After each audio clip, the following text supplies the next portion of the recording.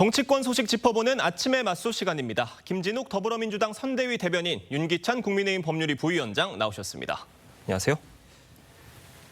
대선이 13일 앞으로 다가왔습니다. 국민의힘 김문수 후보는 개혁신당 이준석 후보를 향해 거듭 단일화 러브콜을 보내고 있는데요. 두 후보 목소리 들어보겠습니다. 이준석 후보만 하더라도 우리 당의 대표를 하신 분입니다. 그래서 토론하는 거 보셨겠는데 우리 둘이 전혀 다른 게 없습니다. 국민의힘에 있는 제가 단일화 무쇠라고 표현한 분들은 뭔가 착각을 크게 하고 있다. 저는 드롭할 생각이 전혀 없고요. 김문수 후보와 이준석 후보의 단일화, 어떤 진전이 있다기보다는 지금 국민의힘은 이준석 후보를 향해서 계속해서 러브콜을 보내고 있는 상황이고 이준석 후보는 계속해서 선을 긋고 있는 이런 상황입니다. 이런 상황에 대해서 이준석 후보가 국민의힘이 무슨 단일화 무쇠다, 그러니까 앵무새와 단일화 이걸 합친 용어인데 계속해서 앵무새처럼 같은 말을 반복하고 있다 이거예요. 앞으로 단일화 논의 어떻게 흘러갈 것으로 보십니까? 그것이 진전이라고 저는 생각을 하고요. 예. 그러니까 계속 제안을 하고 공개적으로 또 지켜 세워드리고 단일화 필요성에 대해서 다방면에 이제 보수권 인사들이 언급을 하기 시작하는 이 부분이 이제 진전이라고 생각을 합니다. 예. 그러니까 단일화 무쇠 또는 뭐 통합 무쇠 이런 말씀들은 2022년도에도 나왔던 얘기예요. 그 당시에도 이준석 당시 당대표가 그 똑같은 말씀하셨거든요. 예. 안철수 후보와 단일화 안 해도 이긴다. 뭐 이런 식으로 말씀하셨기 때문에 근데 단일화 해서 이겼잖아요. 그래서 그런 뒤에 지난 대선에 관련된 결과나 단일화 과정 이런 것들에 대해서 분명히 알고 계시기 때문에 저는 개인적으로 단일화는 분명히 한다. 시점이 문제다 이렇게 생각합니다. 그러니까 단일화 무쇠라는 어떤 그 발언도 전략 중에 하나일 것이다. 그렇죠. 이런 분석이신 건데 지금 민주당에서는 결국에 이런 이준석 후보의 어떤 전략 또 국민의힘의 그런 전략들이 결국 통해서 단일화가 이뤄진다고 한다면 어느 쪽으로 될지는 모르겠지만요. 단일화가 된다고 한다면 그렇다고 해도 이재명 후보가 이길 것이라는 확신에는 변함이 없으십니까? 뭐 그런 확신에는 변함이 없고요.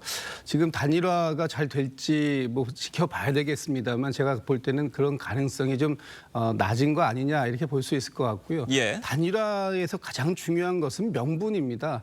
그 어떤 명분을 가지고 지금 김문수 후보와 이준석 후보가 단일화를 성사시켜낼 수 있을지 저는 잘 이해가 안 가는 부분이 있고 특히 이준석 후보 같은 경우에는 지난 12.3 비상계엄에 대해서 굉장히 비판적인 목소리를 내왔고 윤석열 전 대통령의 탄핵에 대해서도 같은 목소리를 내왔습니다.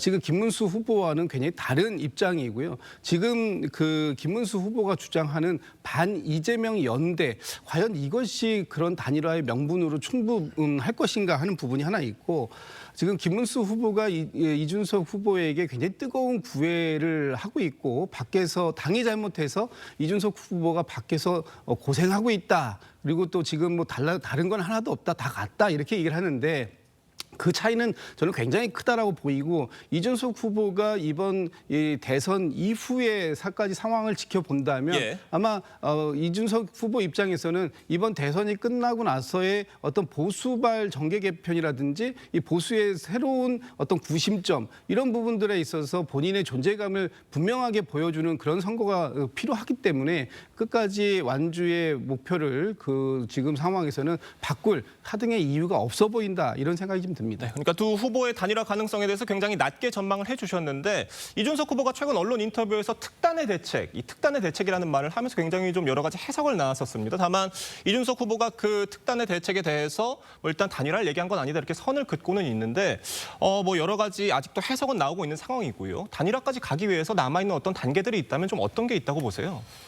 일단은 이준석 개혁신당 대표의 개혁신당과 그다음에 국민의힘과의 또 관계도 있죠. 예를 들면 합당 여부도 있는 것이고 이전에 이제 국민의당이라는 안철수 후보의 그 국민의당과 그다음에 그 당시에 국민의힘과의 합당 문제도 뒤늦게 이루어졌지만 어쨌든 정치 세력 간의 합당. 왜냐하면 지금 이재명 후보의 민주당 측에서 보면 이제 보수층 인사들을 많이 또 영입해 가고 있는 이런 상황이거든요. 좋게 보면은 뭐 사실 폭넓은 정치 스펙트럼을 갖게 된 정당이다 이렇게 평가도 할 수 있지만 또 이걸 색다르게 보면 보수층의 정치 세력이 지금 괴멸될 위기에 처할 수도 있겠구나 이런 생각이 드는 것이고 거기다가 만약에 개혁신당과 국민의힘이라는 이 두 정치 세력이 지방선거까지 가게 되면 3자 구도가 되는 현상이거든요. 그렇게 되면 지방선거에서도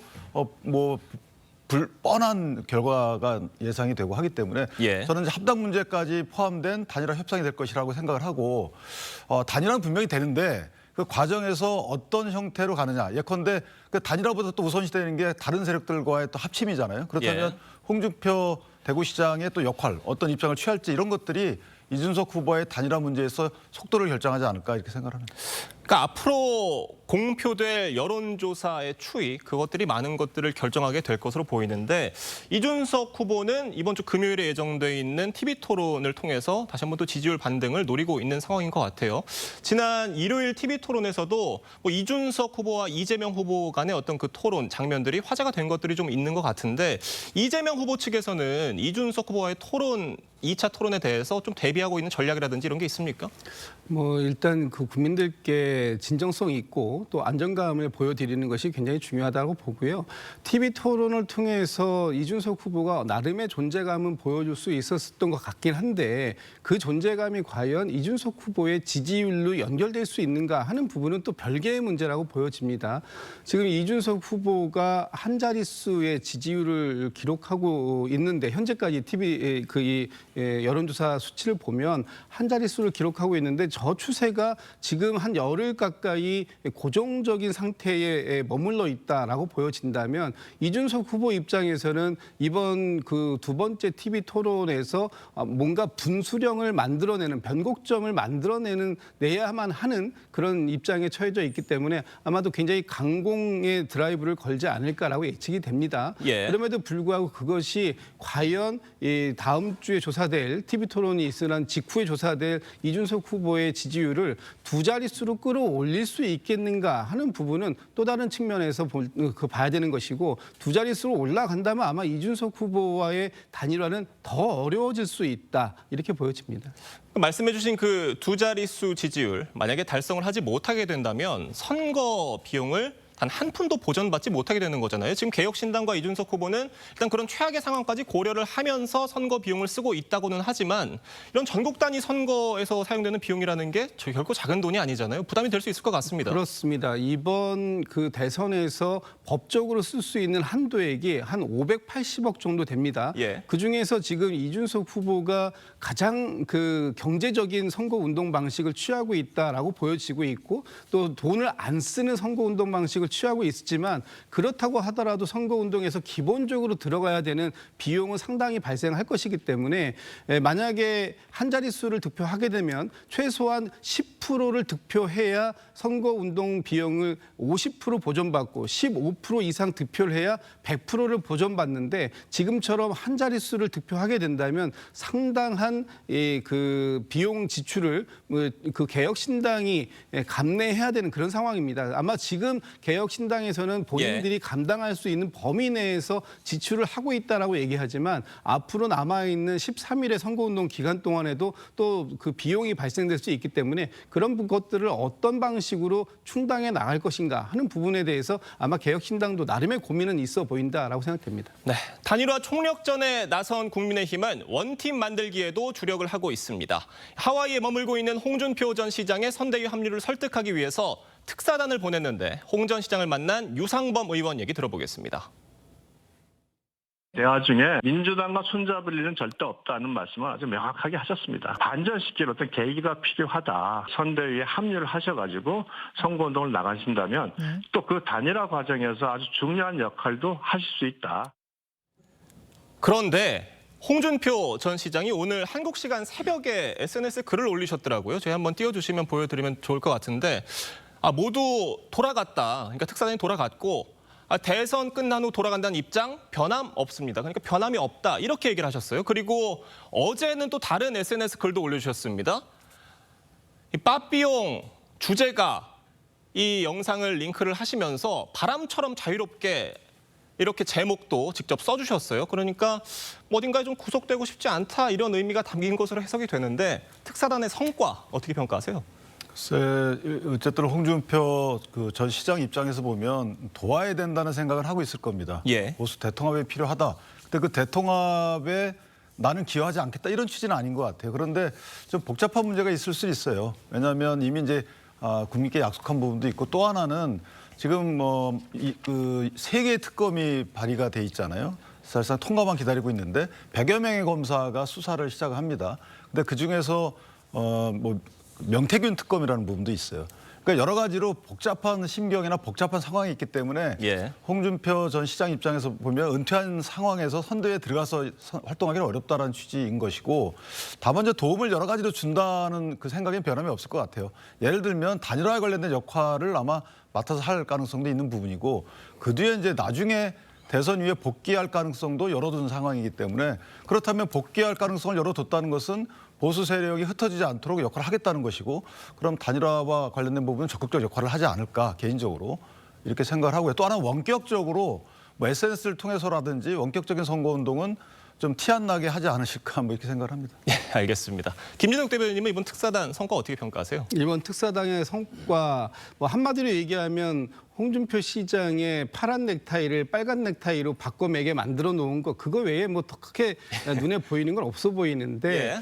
홍준표 전 대구시장께서 지금 어제 오늘 쓰셨던 이 SNS 메시지를 놓고 보면 특별히 이번 대선에 관여하지 않겠다라고 하는 기존의 입장에 큰 변화는 없어 보인다. 홍준표 시장의 그 전원이라고 지금 전해지는 것은 홍준표 시장의 직접적인 입장이 아니라 아마 특사단으로 다녀오신 분들이 자유롭게 자의적으로 해석하신 부분이 좀 많아 보이는데요. 앞으로 홍준표 시장께서 지금 이번 대선에서 이 김문수 후보를 어떤 특별하게 표신하게 지지하는 그런 상황들은 뭐 그렇게 쉬워 보이지는 않는다라고 생각합니다. 네, 뭐 SNS에 글 많이 올리시니까요. 추가적으로 어떤 글 또 입장 밝히시는지 잘 지켜봐야겠습니다. 이런 가운데 그동안 선거를 관망하던 한동훈 전 대표가 당 선대위와는 별도로 김문수 후보 지원 유세에 나섰습니다. 영상으로 보겠습니다.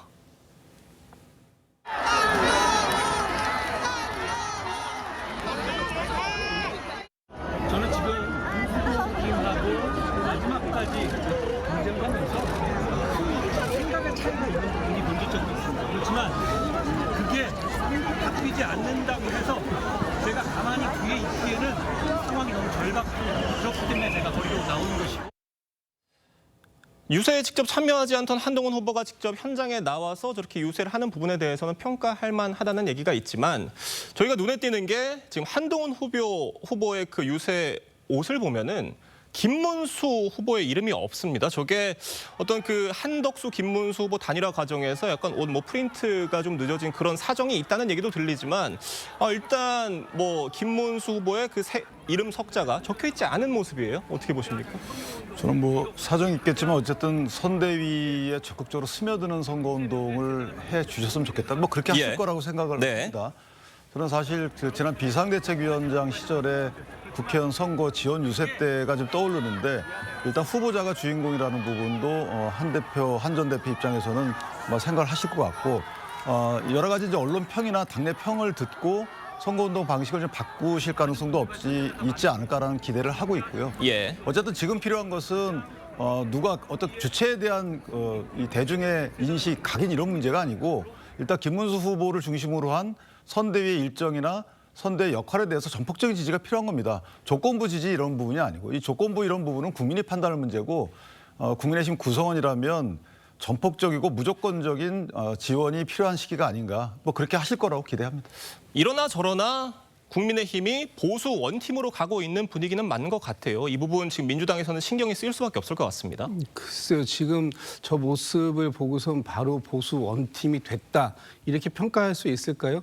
물론 지금 한동훈 전 대표가 예. 빨간 운동복을 입고 나오긴 했습니다만, 지금 김문수 후보의 이름 석자가 없는 운동복을 입고 나왔다. 그것은 나는 당을 위해서는 움직일 의지가 있지만 김문수 후보를 위해서 움직일 의지가는 없는 것이다라고 또 해석할 여지도 남아 있습니다.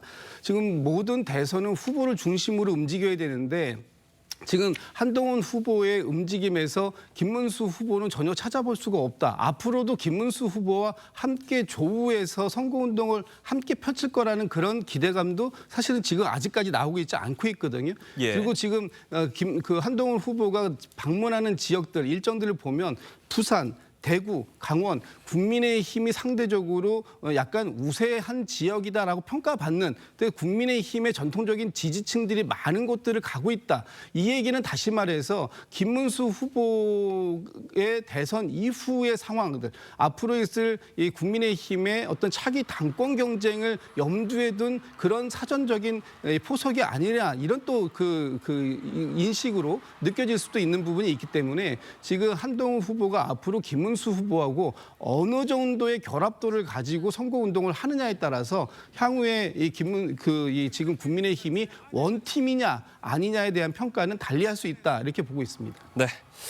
대선을 2주 앞두고 대선 주자들 간의 신경전도 거세지는 모양새입니다. 이재명 후보는 커피 원가 120원 발언 등과 관련한 국민의힘의 공세에 날을 세웠고 김문수 후보는 이재명 후보에 대한 비판 수위를 높였습니다. 관련 얘기 들어보겠습니다.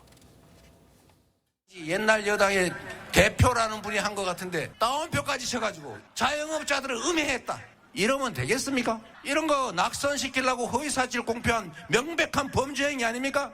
여러분, 저는 이 방탄조끼 입었습니까? 방탄조끼 입고 방탄유리 지금 다 쳐놓고 이런 사람이 대통령이 돼서 되겠습니까? 내가 총 맞을 일 있으면 저는 맞겠습니다. 이재명 후보가 이 커피 원가 본인의 발언에 대해서 국민의힘이 왜곡 조작하고 있다라고 얘기를 했습니다. 어느 부분이 왜곡됐다는 겁니까? 일단 김용태 비대위원장께서 본인의 SNS에다가 이재명 후보의 커피 원가 발언을 얘기하면서 제일 첫 문장에 쌍따옴표, 사실 이거는 이제 말을 그대로 인용할 때 쓰는 표현 아닙니까? 여기에 뭐라고 썼냐면 커피 원가 120원인데 너무 비싸게 판다라는 부분을 얘기한 거예요. 그러니까 이재명 후보가 커피 원가 120원 부분을 말한 것은 맞습니다. 다만 그 이후에 너무 비싸게 판다 이 말은 이재명 후보의 말이 아닌 거예요. 그것을 마치 이재명 후보가 그렇게 말을 한 것처럼 왜곡하고 조작했다라고 지금 볼 수밖에 없는 상황을 김용태 비대위원장이 만들었다라는 부분을 지적하는 것이고, 지금 이재명 후보가 당시에 2019년도에 계곡 정비 사업을 하는 과정에서 어떤 영업의 다른 방향으로 영업을 전환하는 것이 좋겠다라는 것을 설득하는 과정들 속에서 나왔던 이 커피 원가 120원 발언, 그리고 당시에 커피 콩값 120원이는 그것은 뭐 진실에 가깝다. 지금 이렇게 지금 평가들이 되고 있는 상황인데도 불구하고 마치 이재명 후보가 실물 경제에 대해서 대단히 아무것도 모르고 원가의 개념도 모르는 사람처럼 부적절하게 공격하고 있는 것들, 이런 것들은 정치적 공세에 불과하다, 이런 얘기를 좀 하고 싶었던 것 같습니다. 그러니까 당시 커피 원두 값이 뭐 170원, 190원 뭐 이런 통계가 있습니다. 물론 원두에 따라 다르겠지만요. 그러니까 이재명 후보는 자신이 말한 게 원가가 아니라 원두 값을 얘기한 거였다, 이런 입장이신 건데, 결국 그런데 그 유세 현장에서는 명확하게 또 원가라고 하신 부분이 있지 않습니까? 이 부분에 대해서 국민의힘에서는 잘못 말한 부분에 대해서는 사과를 하면 될 일이지 왜 사과를 하지 않느냐, 이런 목소리도 나오고 있는데 어떻게 들으세요? 첫 번째 TV 토론에서 이준석 후보가 이 부분에 대해서 질문을 했을 때 이재명 후보가 명확하게 얘기합니다. 제가 원가라고 얘기한 부분에 인건비라든지 아니면 제 공과금이라든지 이런 부분들은 다 빠져 있다.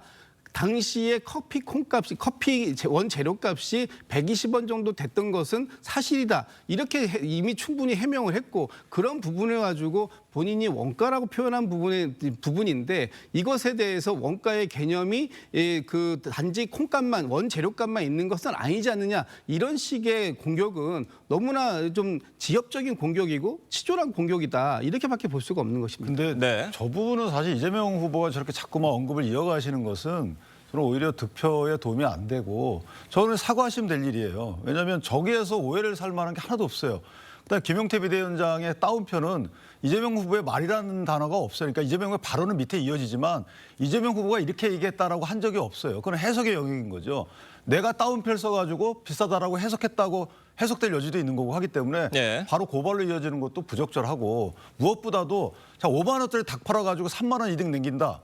근데 커피 팔면은 8,000원에서 10,000원 받는데 원가가 120원이다. 이걸 듣는 사람은 자 이걸 만약에 하려고 하는 사람 입장에서 보면 부가가치가 이득이 많이 남는구나, 이렇게 이해하는 거고요. 사 먹는 사람 입장에서 보면 커피하우스 이 분들이 이렇게 많이 이득을 남겼어? 비싸구만 이렇게 판단할 수 있는 거 아니겠어요? 그러니까 듣는 사람 입장에서 보면 그 사람 위치나 입장에 따라서 어떻게 듣는지 간에 이재명 후보께서 그거를 강요하면 안 되는 거 아니겠어요? 지금 강요하는 거잖아요. 난 이렇게 말했지만 당신이 이렇게 들어, 이렇게 해석해. 그것은 저는 좀 오만한 말씀이 아닌가 이렇게 생각합니다. 알겠습니다. 김문수 후보 얘기도 좀 해보겠습니다. 이 후보가 유세 때 이 방탄조끼를 입고 방탄 유리막을 설치한 것을 겨냥을 했어요. 저는 방탄조끼도 경호도 필요가 없다. 총 맞을 일 있으면 맞겠다. 이렇게 얘기를 했는데 나는 이 후보와 달리 당당한 부분이 있다. 당당한 후보다라는 점을 강조를 하고 싶으셨던 것 같고 총 맞을 일 있으면 맞겠다. 이 부분은 뭐 또 결연하게까지 들립니다.